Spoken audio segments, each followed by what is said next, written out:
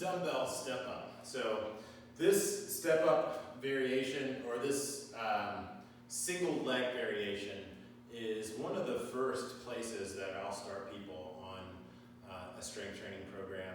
It seems to be most accessible to most people because we can start people on a pretty low box if they're not able to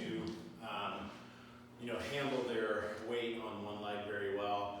For a dance population, very strong legs, but that doesn't mean that you can't benefit from this.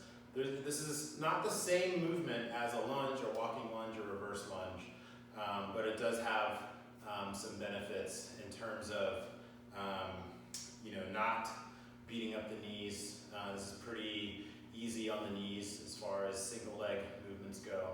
And it's just great to get some of that end range hip extension.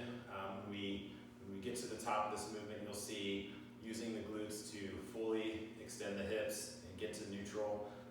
This kind of really emphasizes that aspect of single leg strength. So I have two dumbbells here. You want your box to be set at a height so that your knee isn't higher than your hip. If the knee's higher than the hip, then a lot of times what happens is I'm going to have to push off of this grounded leg.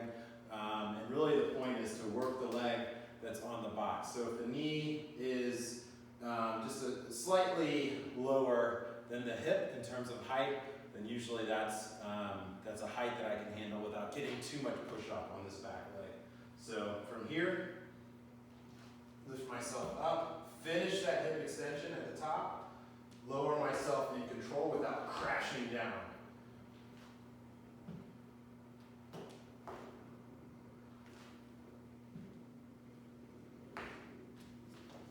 As with any sort of leg movement, the knee should stay in the same direction as the foot, so I shouldn't be diving in, and the whole foot should be on that box. So we don't want the heel to, we don't want the heel to come off the ground.